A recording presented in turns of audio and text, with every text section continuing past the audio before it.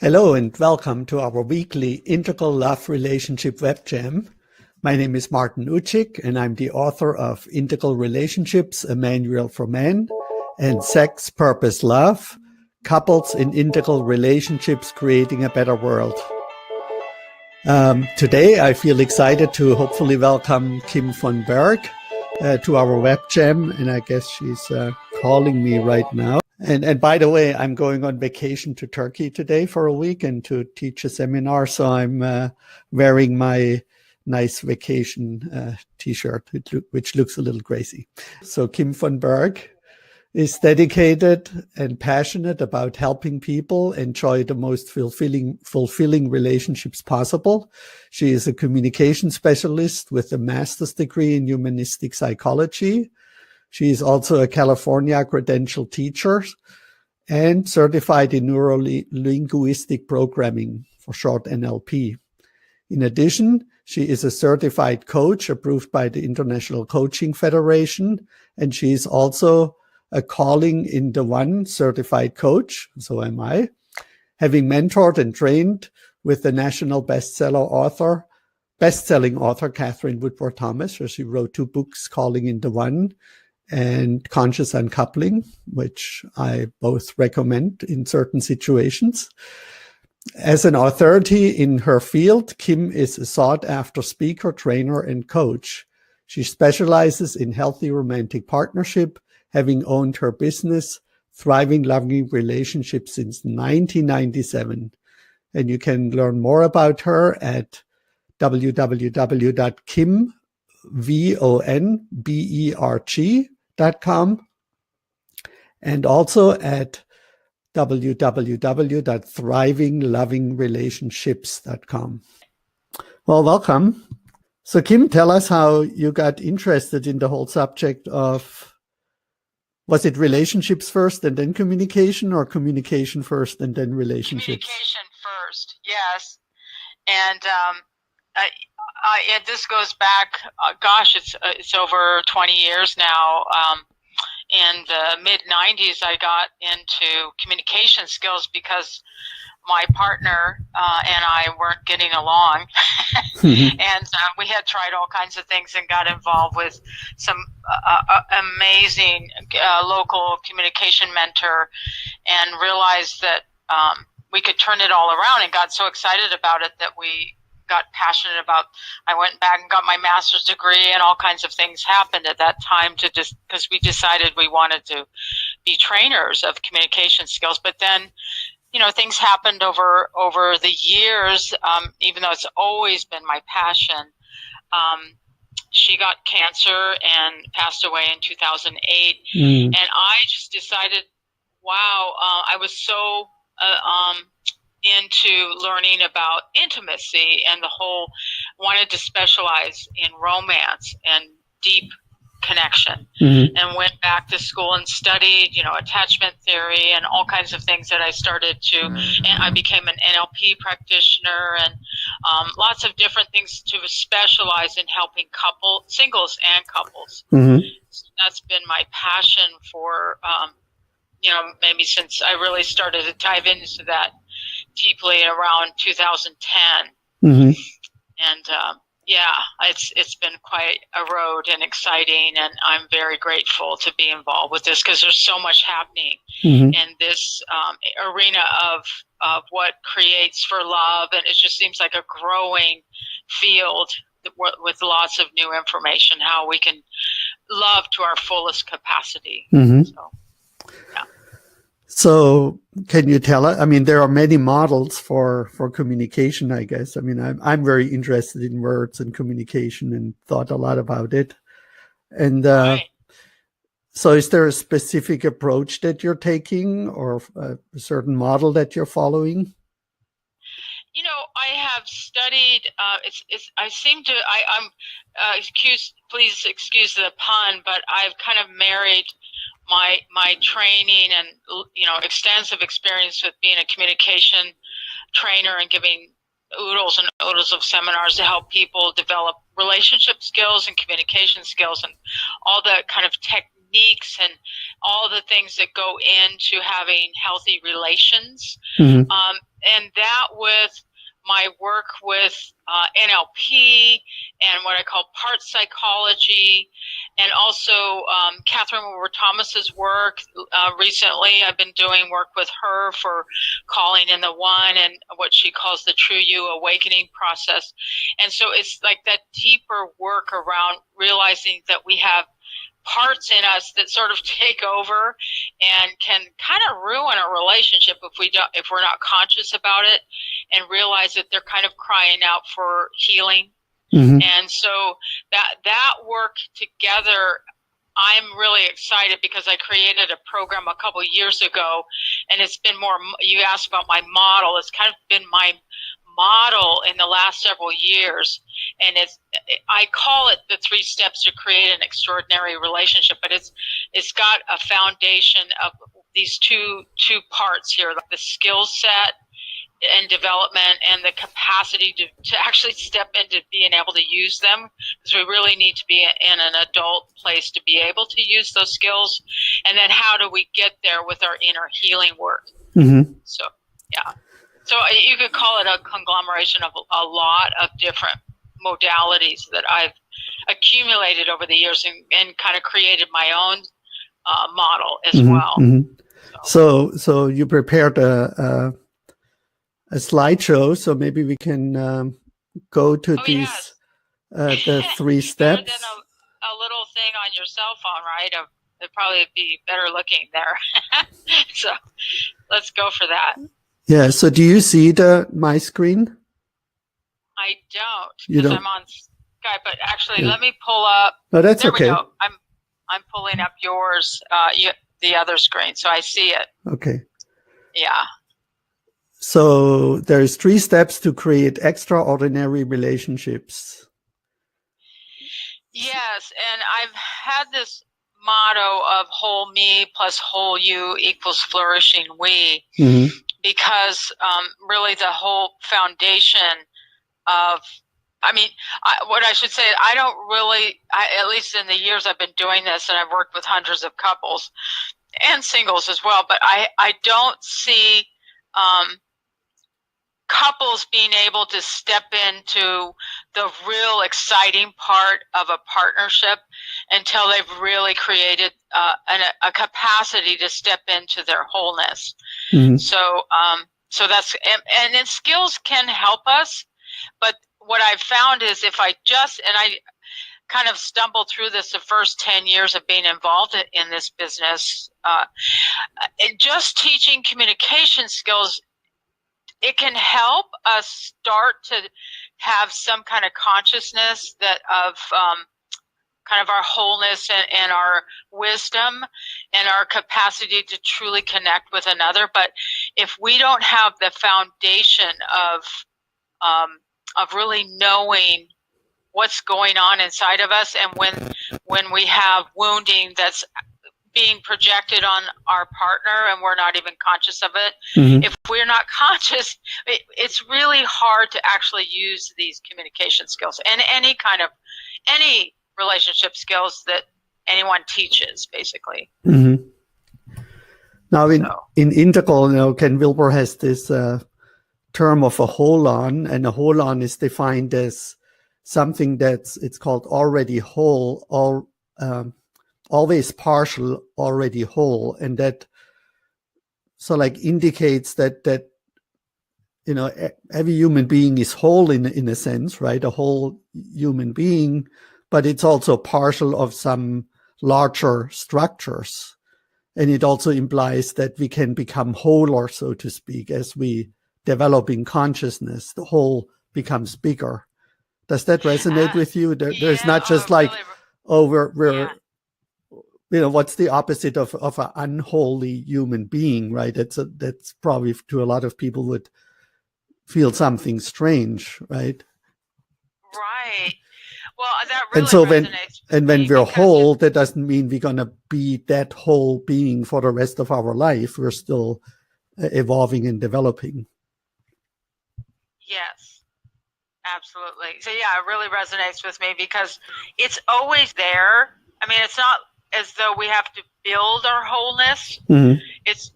to me, it's more a process of letting go of those, in other psychology circles, they call it our adapted selves, letting go and getting to the essence. But then what you're describing about what integral theory is talking about is it's we're also evolving. It's in addition to what's the essence of our wholeness is always there. Yeah. The part of us that's not evolving. Yes. Uh-huh. Yeah. So that it's also somewhat of a concept that I struggle with, because of course there might be sort of like an ultimate awakened witness, in a spiritual sense that may be consistent, but any kind of thought that we have about ourselves or self-image or self-consciousness can also evolve. And so it sounds like your work is that you evolve couples to a certain level of consciousness that they then can speak from not their wound, or they become construct aware, we would call that, that they are the witness of their thoughts and their feelings. They are not their thoughts and their feelings necessarily that they're expressing. Is this where you're going with this? I like that way of looking at it, becoming the witness. I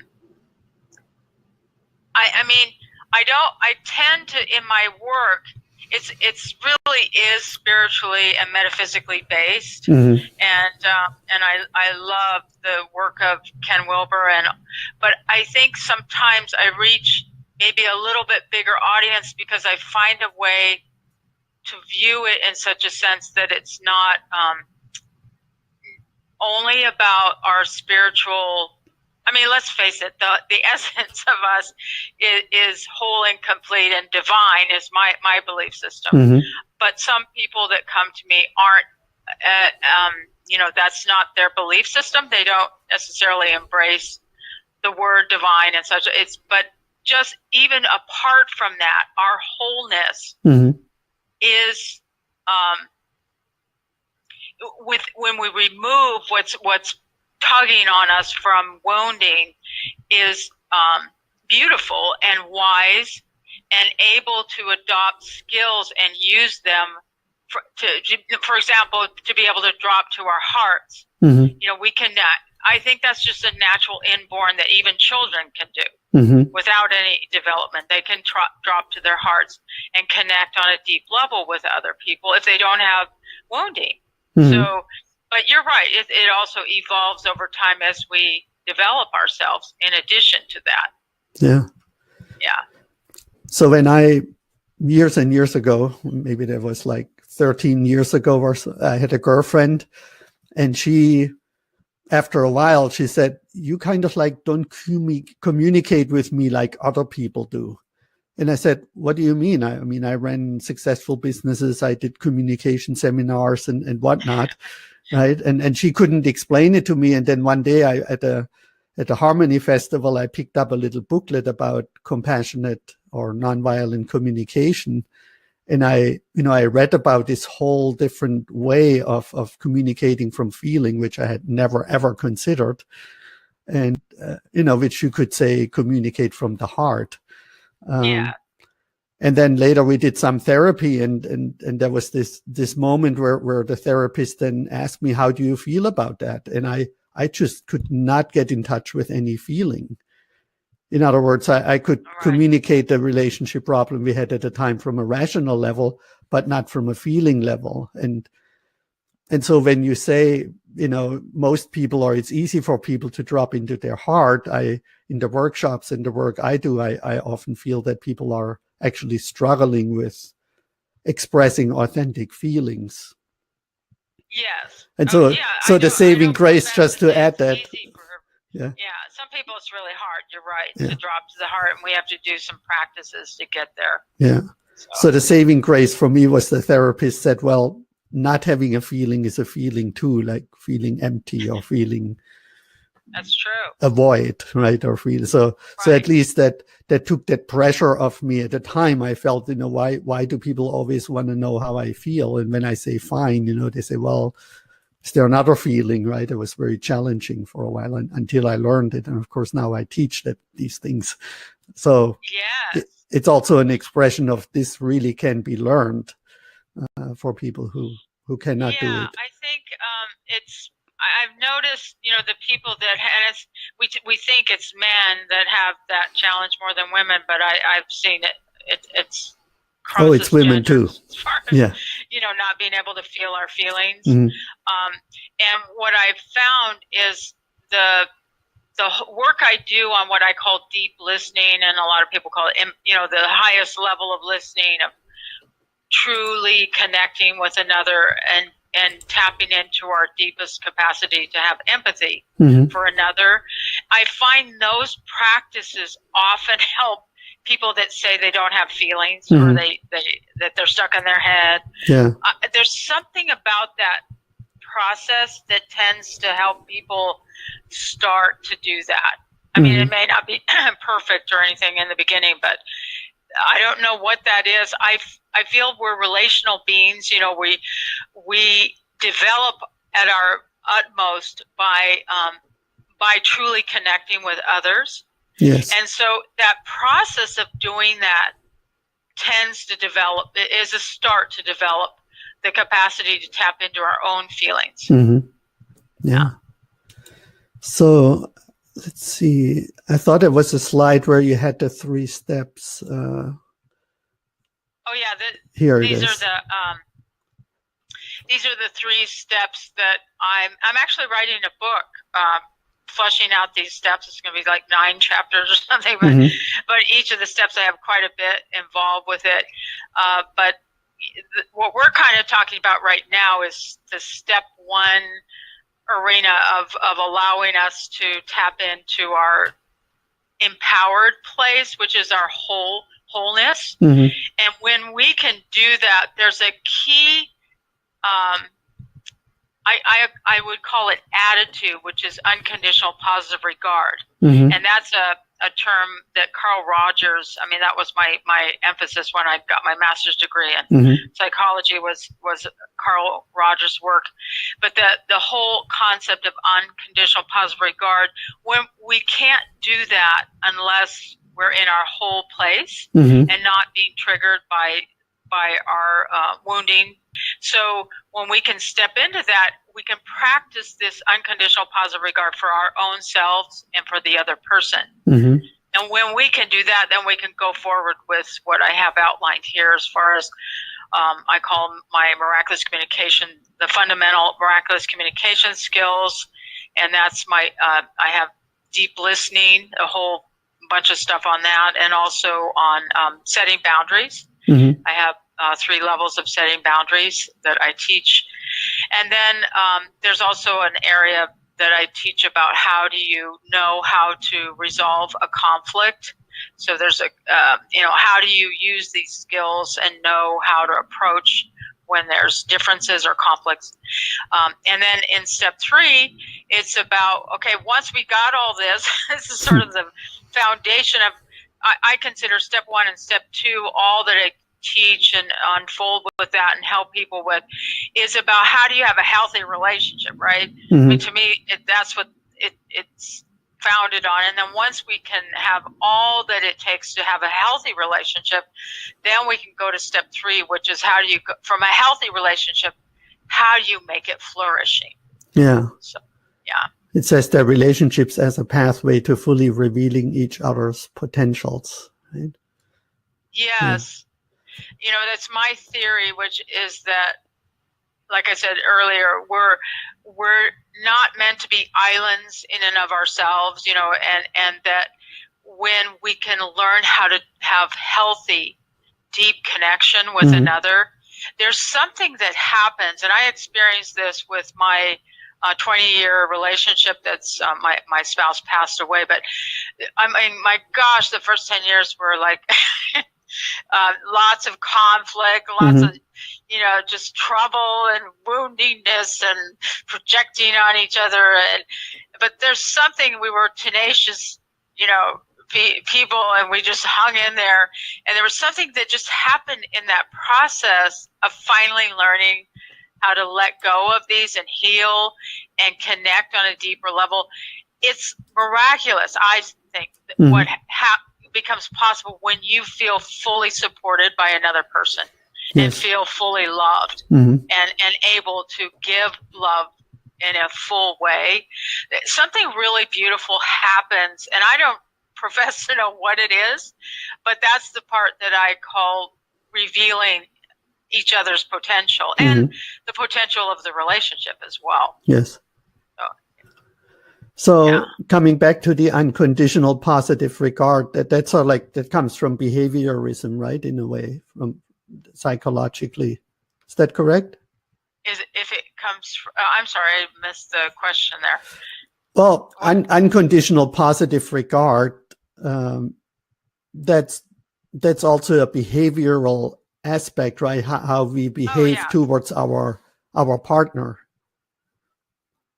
Yeah, I think it's because sorry for interrupting, but I wonder, how do we do that if our partner does something that at least we perceive as not being right or being unethical or not in service of the relationship?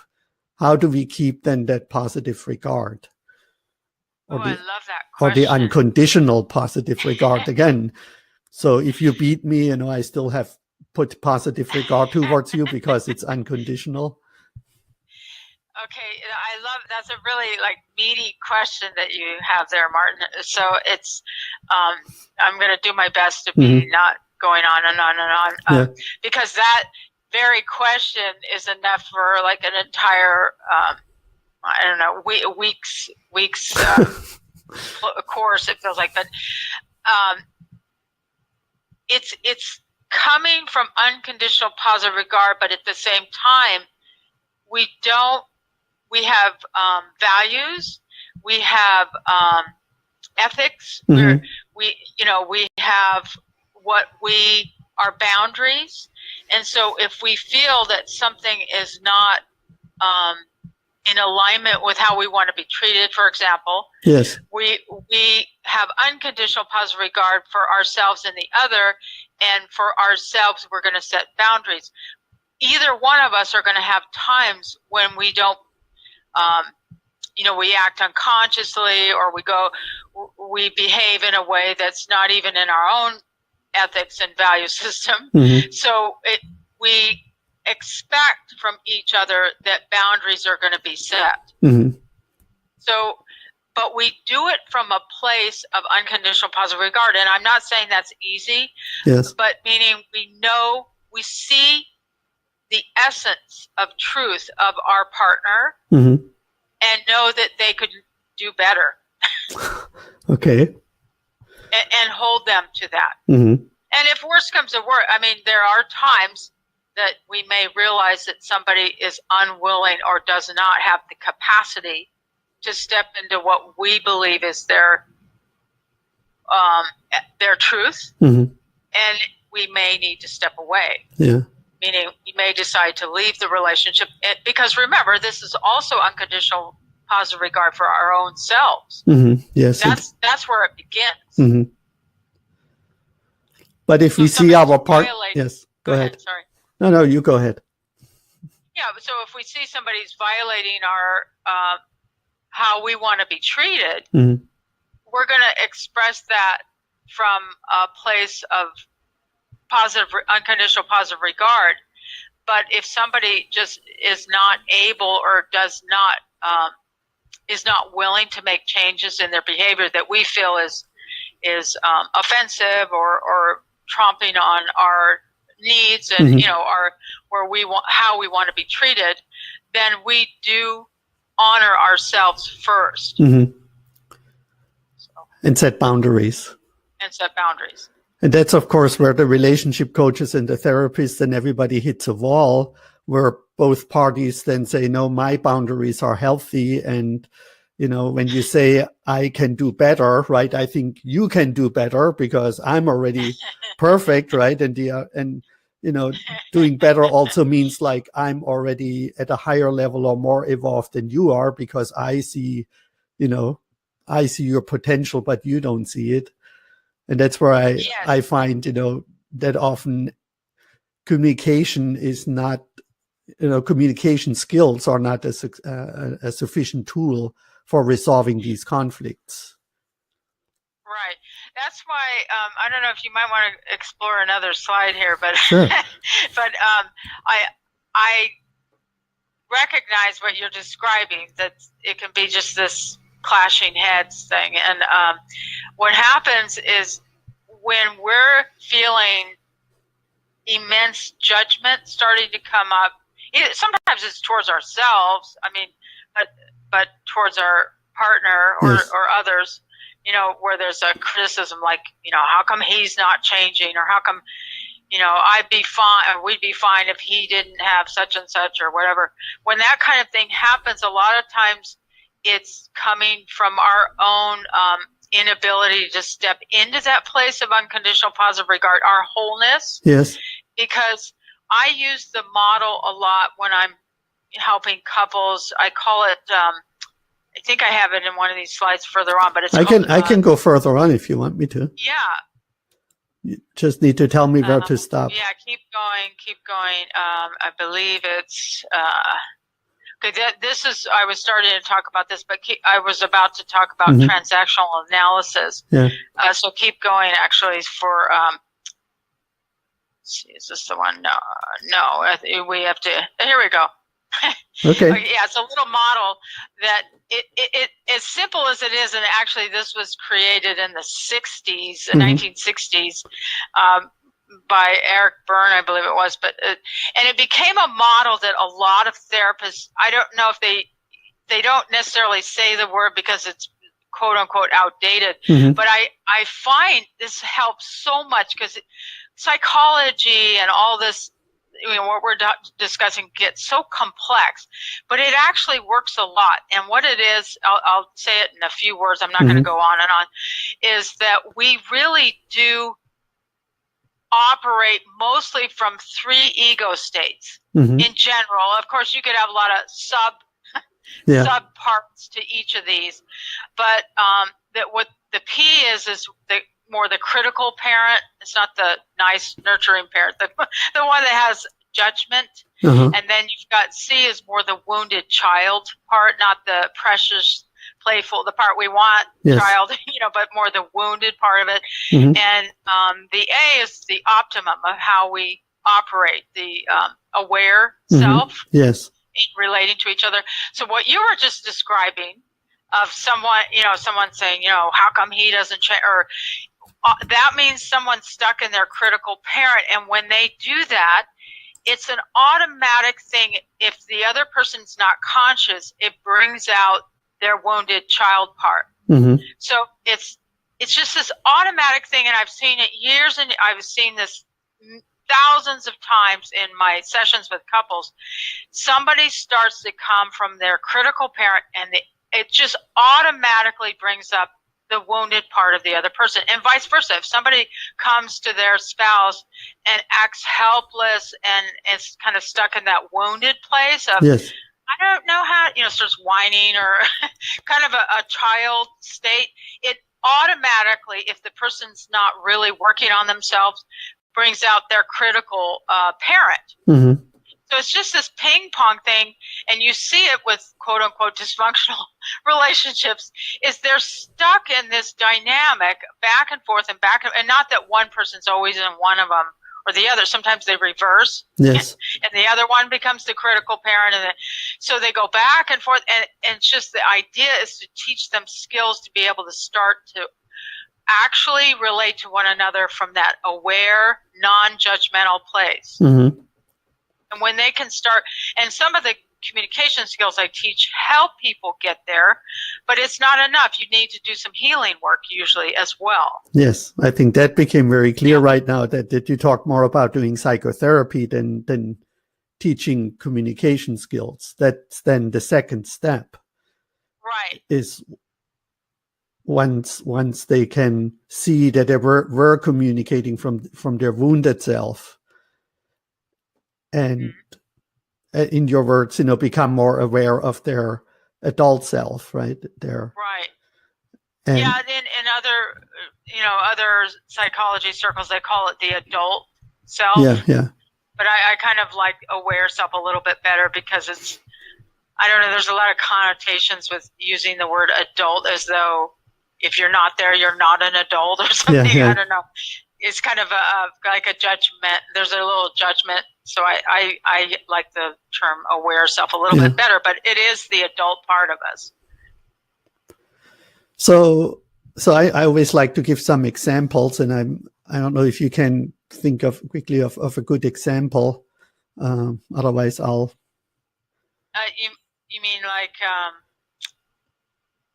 Oh, you're talking about for this kind of a thing? Yeah. So. Yeah.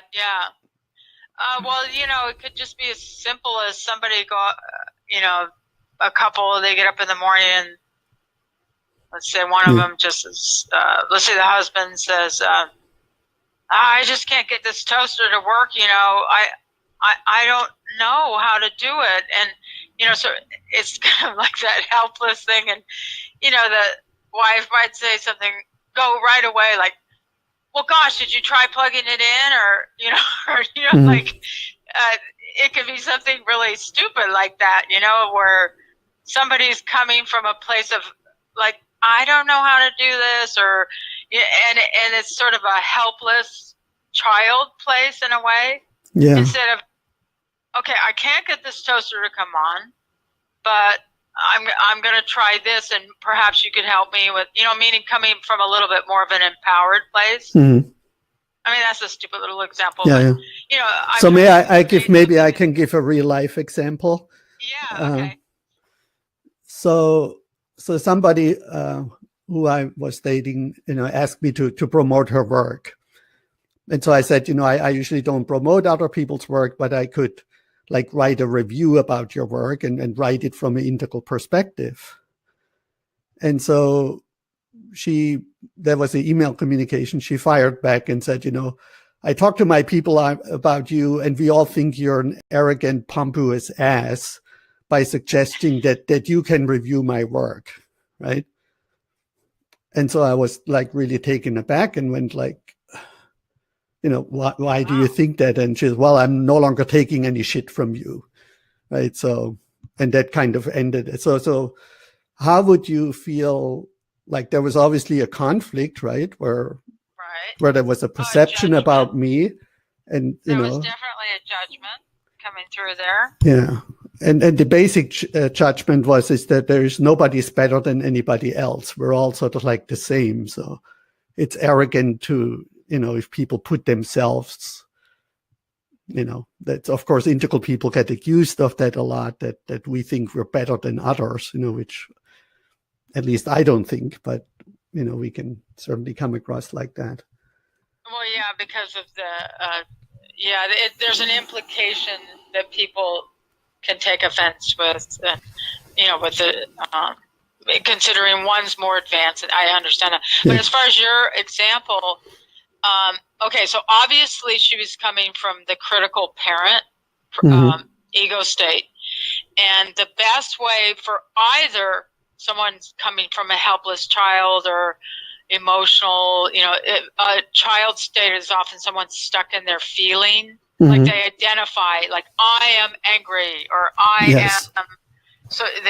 am hurt, or I feel hurt. Yeah, I feel like violated. I feel whatever. Yeah, right? So they get identify with their feelings too much. So, but in that, she was obviously in her critical. I mean, she was judging you severely, and so I mean it's really hard to not take offense at that and then drop into our wanting to defend ourselves. That's hard not to do that, but the unconditional positive regard place would be to recognize that she's in a wounded place at that time to be judging you. Yeah.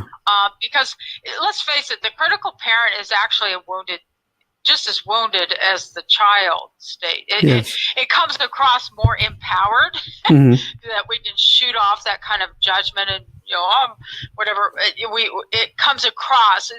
You could almost consider it as an adult way of covering up crying child. Yeah. There's a crying child inside, but yet we're running from judgment and criticism. Yeah. But, and that's kind of so, our but way of they felt, stuff. and that the crux of that is that they felt, it came from her, but she also checked in with her team and they all felt that way. So there was sort of like how people find truth by when enough people agree on something, then it becomes a truth, right? And so it felt a little bit like, they're smart enough to know that it was a judgment and probably came from some wounding, right? She's an MFT after all. But on the other side, and I think that's often the problem, right? That there was also a justification. We have the right to be mad. Not being mad at that guy would be wrong, right? We have to put him, in his place and stop him with, and I think we see that a lot in the Me Too movement and everywhere, right? Where we go into this conflict, right? Where do things come from a wounded place? And where is there sort of like consensus that it's justified and even necessary to be mad at the Holocaust or be mad at certain behavior that people have that's just not acceptable? Well, yeah, we can have, like I said, we have our ethics, and if somebody violates some foundational ethics, of course, we can have justified anger, and anger is actually a good thing, and sometimes it's our one way of knowing that something's not right and needs to be addressed. Mm-hmm. So, but getting back to your example, though, yes. Let's face it, some of this stuff is really hard to practice in real life. Yeah. But if somebody had come at me with that, I think I'd have to take a moment to not just completely get defensive. Mm-hmm. So it's like, in fact, if you don't mind, can you back up on a couple slides? And it's the one that's on the 3 keys. Mm-hmm. There you go. Yeah. And so something like that would be recognizing, I'm getting emotionally triggered right now because someone verbally is attacking where I come from and what my belief system is. And so I have a process that I help people with is when we feel emotionally triggered, or even we're not even recognizing, because it sounds like you're amazingly intellectual, Martin. So you may not even feel anything necessarily emotionally, but you're finding that your head's ready to come back at her. That's usually sometimes people don't necessarily feel in that it. case I just felt compassion and curiosity, that didn't trigger me. Did. Oh, yay. I can give you other examples where I got triggered, so it's not that doesn't happen. But but anyway, so I help people with dealing with their getting triggered, and then from there you would want to reflect and do some kind of listening, letting her know you heard the essence of what she's saying. Yeah. And a lot of times by you just reflecting back the essence of what she said, she will shift automatically into a more compassionate place and be able to dialogue with you. So, but yeah, we don't have to go through these now if that's not. So that would be like in nonviolent communication, making an empathy guess. When you read my email, I sensed that you felt really hurt or wounded or disrespected because you have a need for respect and being honored or treated with sensitively. Right. Would you want me in the future to do this and this, right? That would be in nonviolent communication, what's called an empathy guess. If you go forward on the slides, I love nonviolent communication. It's basically what I have embraced for many years. Keep going. But the mentor I trained with for many years. Here we go. Stop here, please. I feel like she takes nonviolent communication and maybe refines it slightly. It's a little bit, maybe a little more like like taking out the essence of what creates becoming a pure mirror to the other person. So what you just said as a model is perfect. And by the way, we need nonviolent community. We need something that's simple. And, we're talking, was it Marshall Rosenberg? He's keeping wars from happening. So he doesn't have it's like a luxury to go to all this fine tuning stuff that I get to do with couples and stuff. We're talking about not creating a war. So we're not going to be able to do kind of what I teach that takes it, I think, a little bit more refined than what you just did, but it's the same idea. It's the same essential idea of really coming from empathy and not from judgment. Yeah. So, for example, in this, I call it, we don't necessarily say we keep it fully as you. So it's becoming a pure mirror. So in what you just modeled, it might be something like, you might be feeling such and such. So not presume to know exactly what she's feeling. Yes. But, so there's a little bit more to it and I teach this and many other kind of fine-tuning aspects to becoming a pure mirror to the other person. So, and it helps people automatically. It's just unbelievable how it can get someone in that much judgment and that much, sounds like she has some anger going on too.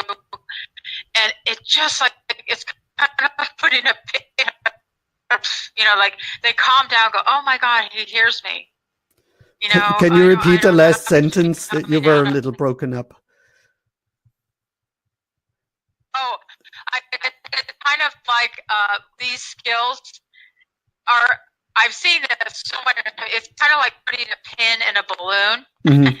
It just takes all the energy out of their defensiveness. I see, yes. Because they feel support, like they realize they're safe. Yes, yes. Yeah. And they don't have to be coming from judgment. Yeah. That's definitely an issue in that friendship or relationship. It's that she doesn't feel safe with me. So absolutely, yeah. Because I can also be critical of things she does. So, and she doesn't like that.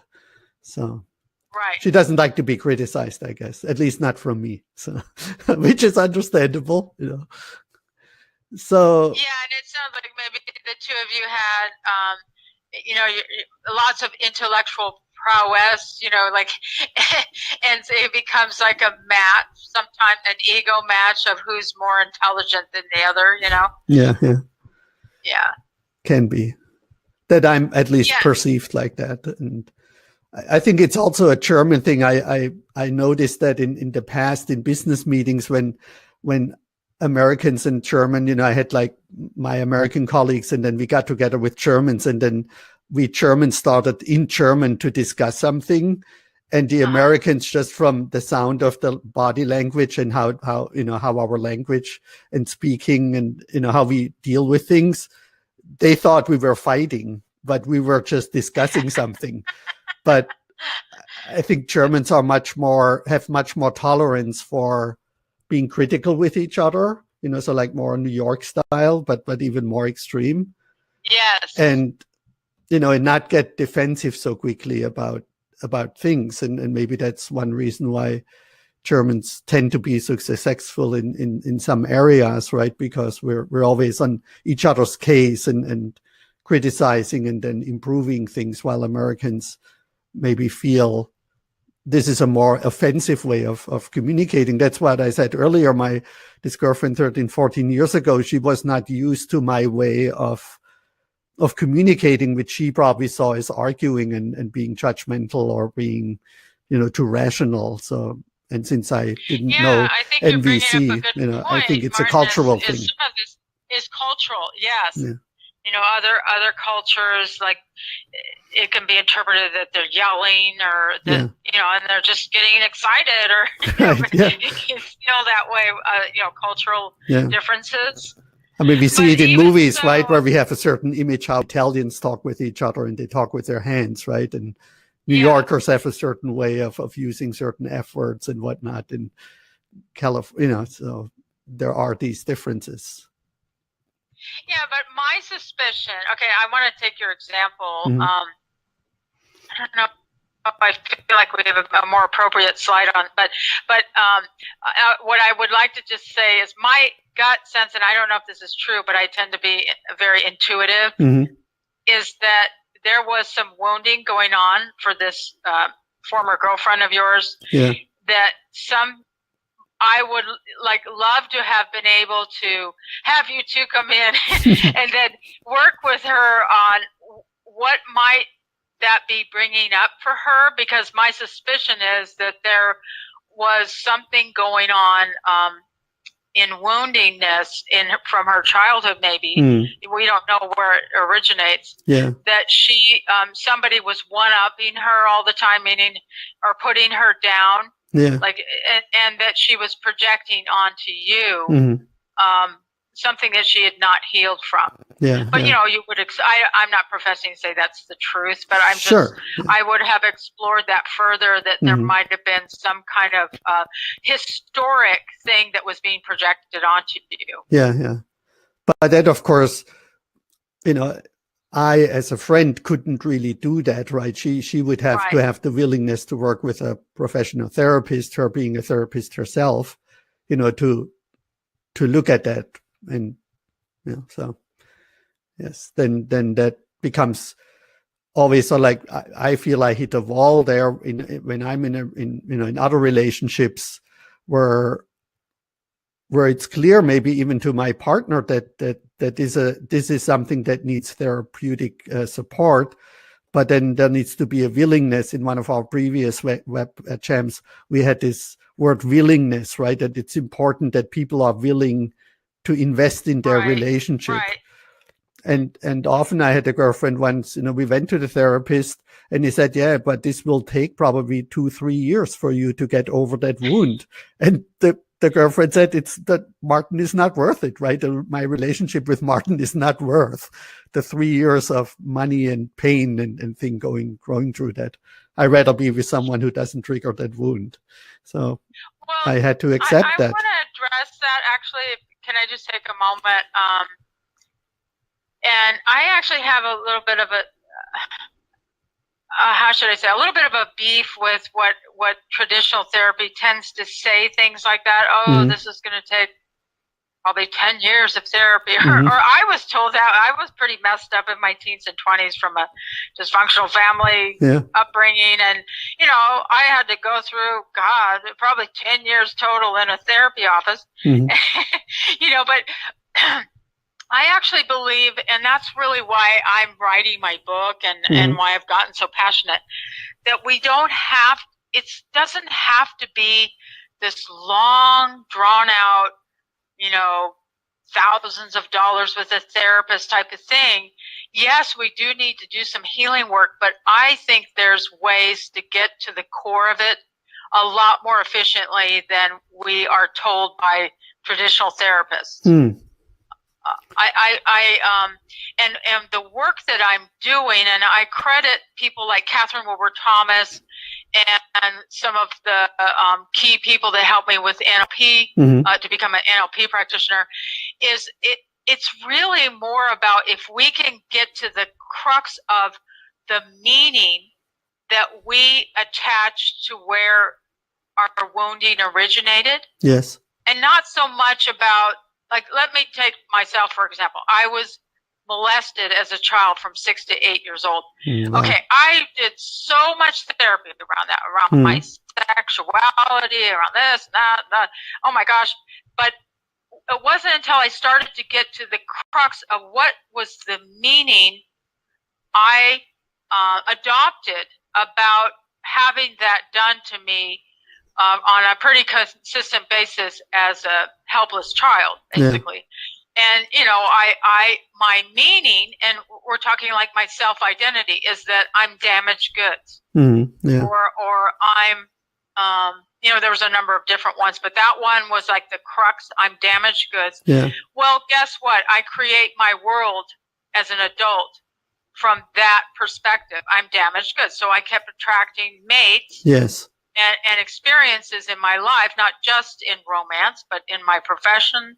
I mean, everything was a way to reinforce the fact that I am damaged goods. I'm messed up. So I just kept recreating that. It wasn't until I finally got to the crux of realizing, oh my gosh, you know what? That's wrong. Yeah. Not damaged goods. That was a meaning I attached to that experience. I've always been whole and complete. There's nothing wrong with me. Yeah. And then to start really learning new ways of living and being in the world from a whole place, that there's nothing wrong with me. Yeah.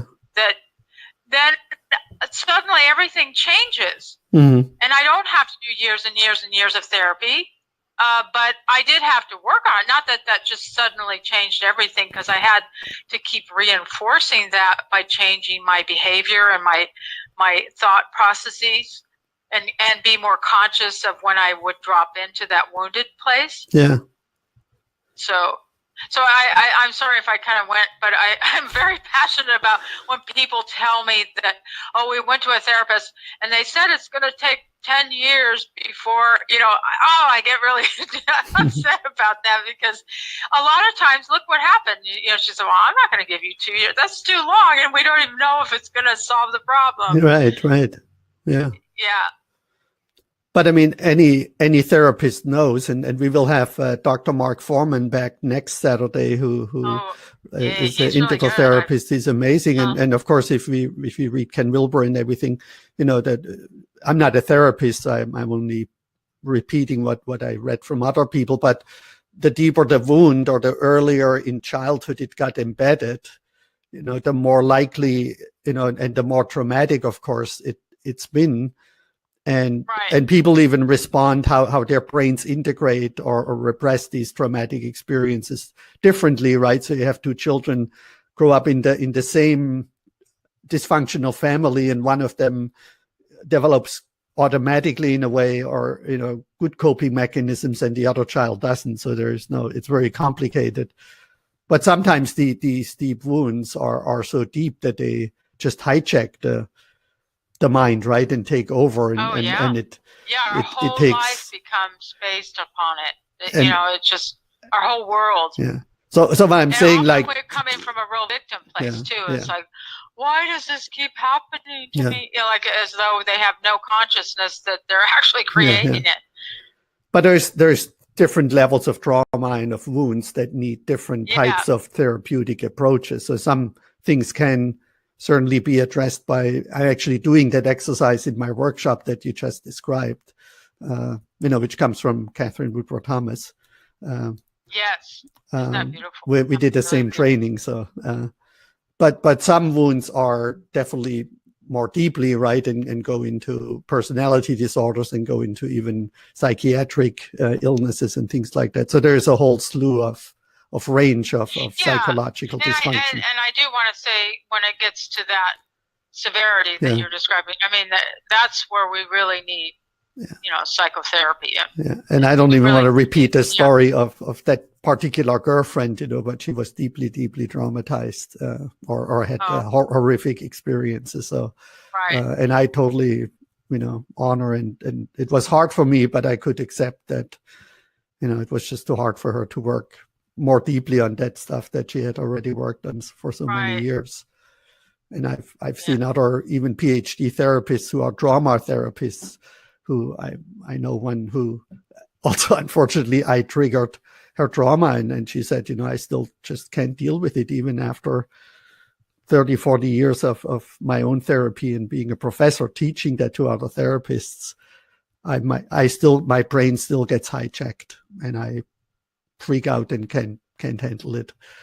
So, well, it's very sad. Okay, so I mean, isn't that cool that she can be conscious that she does that? Yeah. I mean, some people do it and they don't even know they're doing it, Right. and then they blame the other person or something. But it still led to a 1-hour crying fit in the back room, right? While she was teaching a seminar for her to calm her down again and to go back and be able to teach, right? So that just showed me, actually, that made me very compassionate, because I realized, wow, this is not so easy, right? I've never been so deeply traumatized, so that never happened to me. But I could see now, how horrible that must be when you have that button that can be pushed, that just you need an hour of, recuperating time. Yeah. So. Yeah, I think I know I'm an example that a lot of us go into counseling and being there for others psychologically and emotionally, because of our own trauma, that, our long process of helping ourselves that way. And we didn't come from really healthy environments growing up, and realized how messed up we were. And then we really got into trying to help ourselves. And then suddenly we realized we wanted to help others with the process, the things we learned. Yeah. Yeah.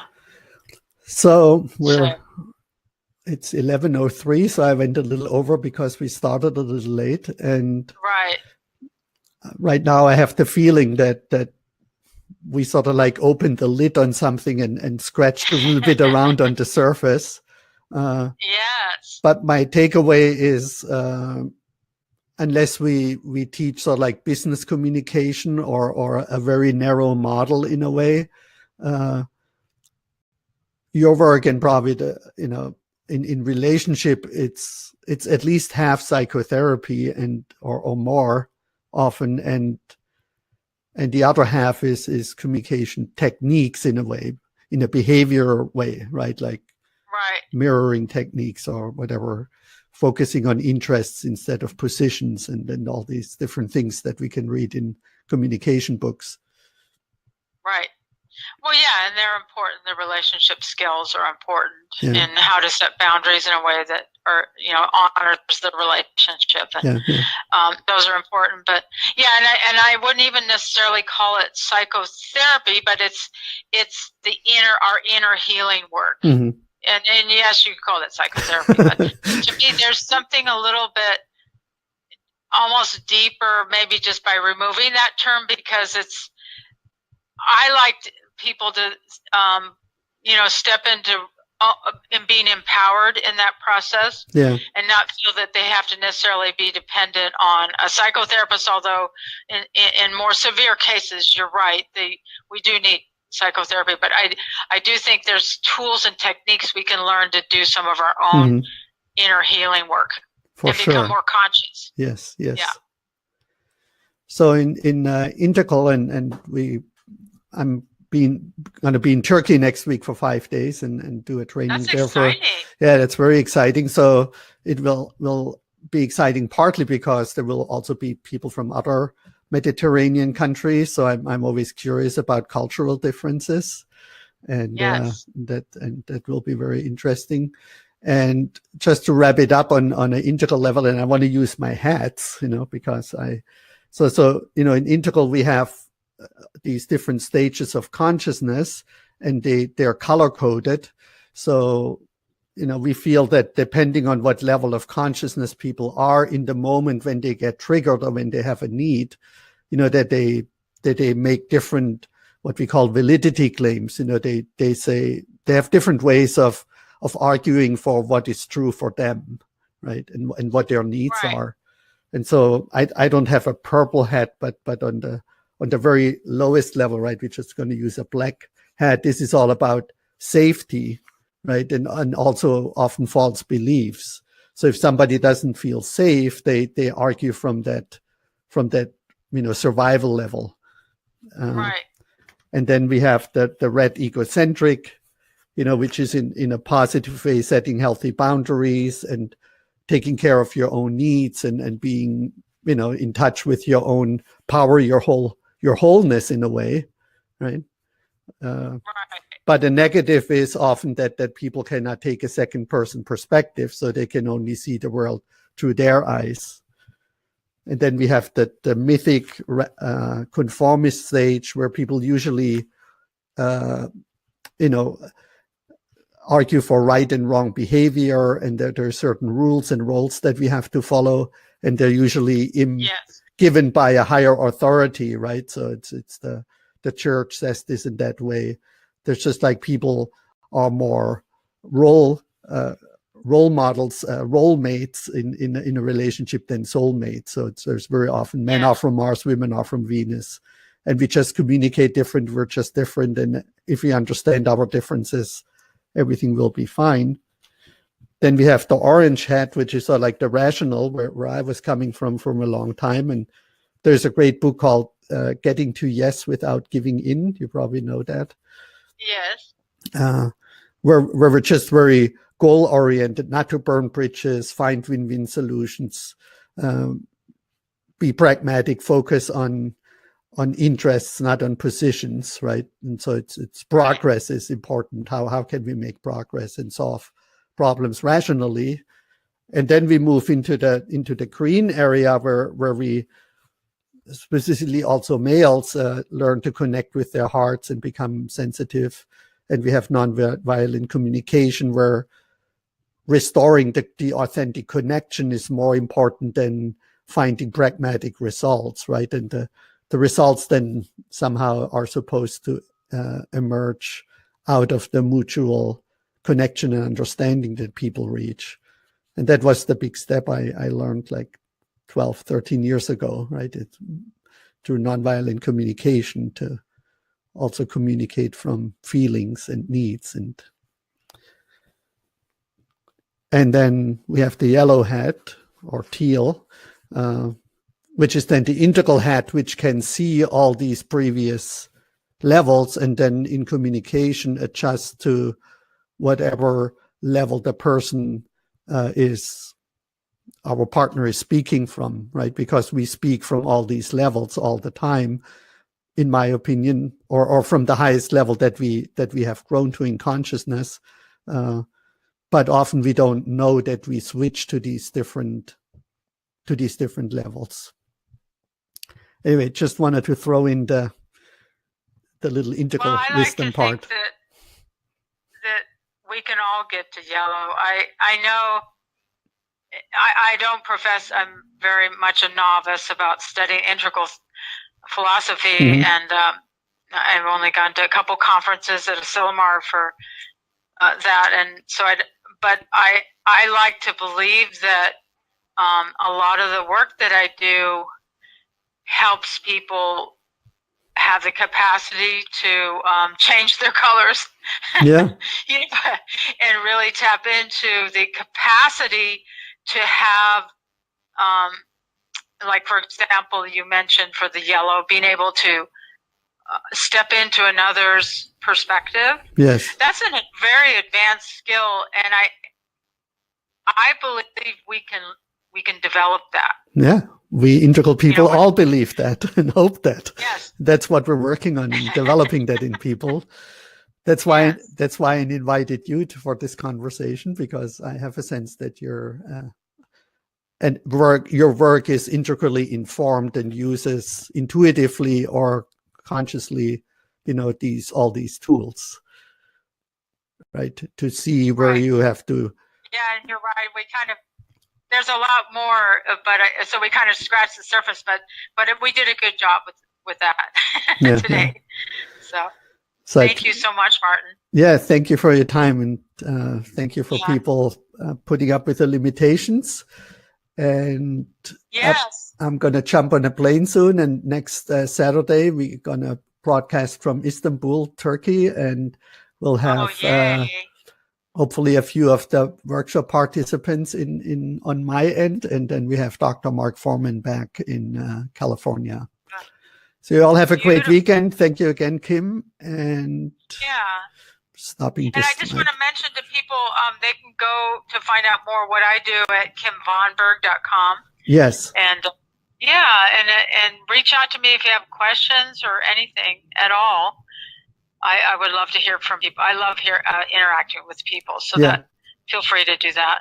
Okay, so Kim, VONBERG.com is your Yes. website. Yes. Thank you very much. Bye-bye. All right. Happy travels, Martin. Yes, thank you. Bye-bye. Okay. Take care. Bye-bye.